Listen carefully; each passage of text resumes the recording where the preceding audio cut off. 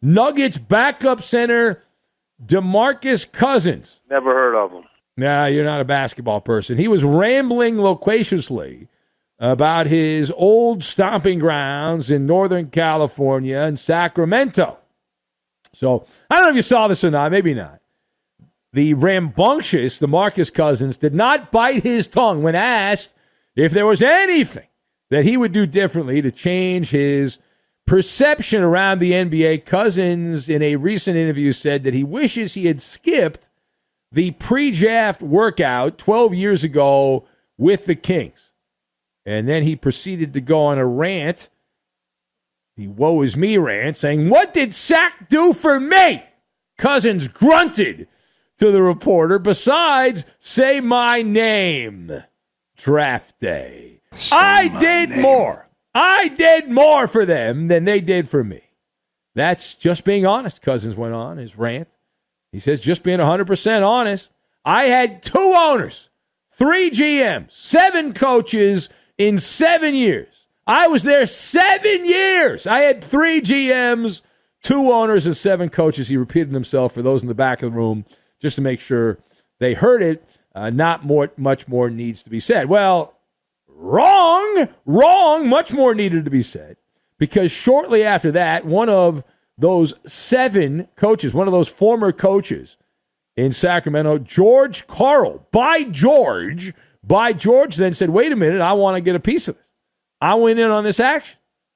The Hall of Fame coach, remember, they let everyone in the Pro Basketball Hall of Fame. So George Karl responded to Cousins' commentary about how tough his life was in Sacramento. And Karl responded by saying, paid you approximately $50 million, gave you the opportunity to play professional basketball for a living, and then he had the thinking face emoji and the flushed face emoji side by side. All right, so let us discuss. You've got George Karl, who points out the financial riches that DeMarcus Cousins got. You have Cousins lamenting the fact that he had a lot of coaches and a lot of GMs and owners and all that. So, toss-up question. Whose side are you on? Are you on DeMarcus Cousins' side, that he's the victim in all this, or are you on George Karl's side, that it wasn't all that bad? Let it go. All right, so the arrow, the side I'm on here, the arrow is pointing at George Karl.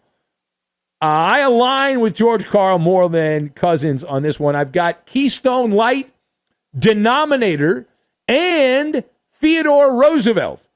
And we'll lock all of these random things together, and we'll venture out into the wilderness. Now, number one. So the answer to the question is George Karl. DeMarcus Cousins is sulking over the way that his NBA career has turned out.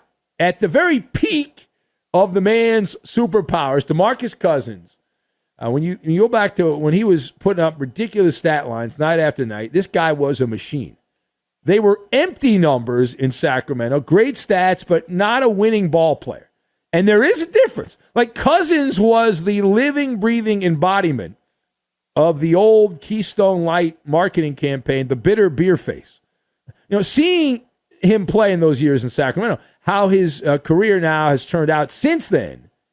He left the capital of California. He wishes, I know deep down he wishes he was still in Sacramento. Cousins has become a basketball nomad. He's a hobo going around the backwoods of the NBA as a backup. And he has now played for 6 teams over the past 5 seasons, including missing an entire year because he popped his Achilles tendon. So in the years since he left Sacramento, 6 teams in 5 seasons, but really only 4 seasons. And he goes about as well as a 3-legged Clydesdale on defense. He moves around at the speed of a 3-legged Clydesdale on defense. And although he can still score the basketball, you can't play him more than a couple minutes because DeMarcus Cousins is a liability at this point on defense. Now, the second thing here is DeMarcus Cousins the harmless victim in this story, that he just got picked by a sad sack Sacramento franchise, a joke of an organization, and he had no active role in the outcome of events. And so I am shaking my head no on this. DeMarcus Cousins' self-destructive behavior helped fan the flames of dysfunction junction in Sacramento. And while it's true that DeMarcus Cousins there was a lot of upheaval, and I'm not here to defend the Sacramento Kings. I have no skin in the game on that. They've been bad for my entire life outside of a couple years with Chris Webber and Jason Williams and Vlade Divac. Outside of that, they've been a joke. But DeMarcus Cousins, despite all that, right, all that was going on around him, he was also part of the problem. Look at the mirror in the wall. He was a malcontent. He was subversive. From those that were around the Sacramento Kings in the locker room, squabbling with coaches. And he is the definition of a fox in the henhouse. Look it up. A coach's assassin, not a coach killer, a coach assassin. The reason there was a variety of coaches, a variety that came through there, was to pacify DeMarcus Cousins. They tried all kinds of coaches. They tried hard-ass coaches. They tried Mr. Nice Guy coaches, somewhere in the middle. And they could not find a coach that would be able to connect with DeMarcus Cousins. Everything backfired.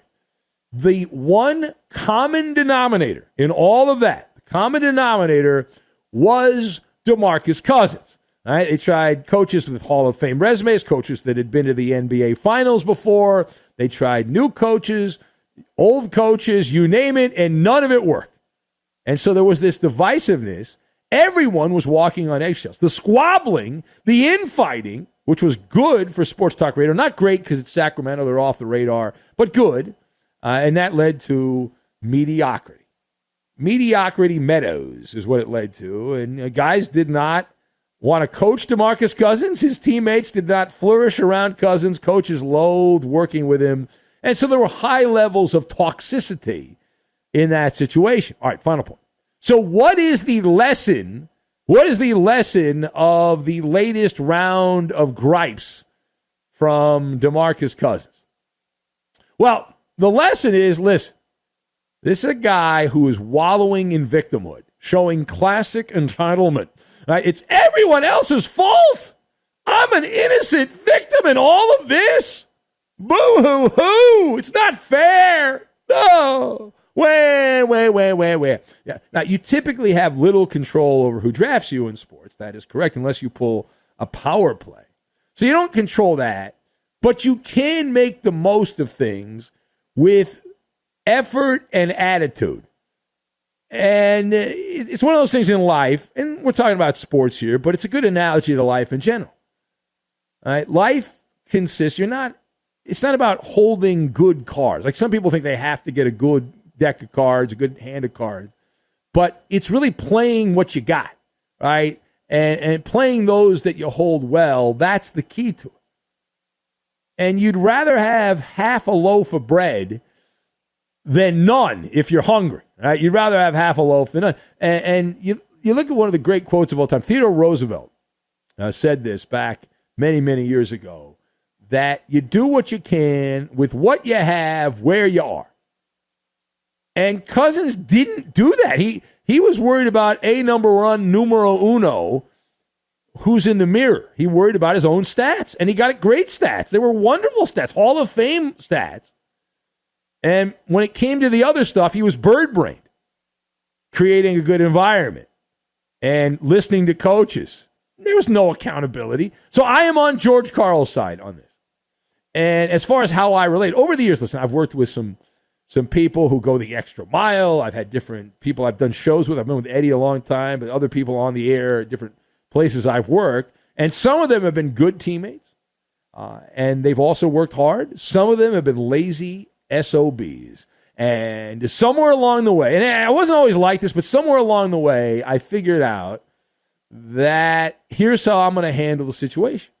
If I'm working with someone who's not proficient at their job, they don't have ambition, and they don't have the grit, I'm not going to worry about that. I'm going to control what I can control, and I'm going to try to help everyone do their job as well as they can. But if they're not into it, if they can't figure it out, that's on them. But I can control my product and try to help the show sound as good as possible, whatever show I'm on, right? Prepare for it, put in the work, put in the hours, all that kind of stuff.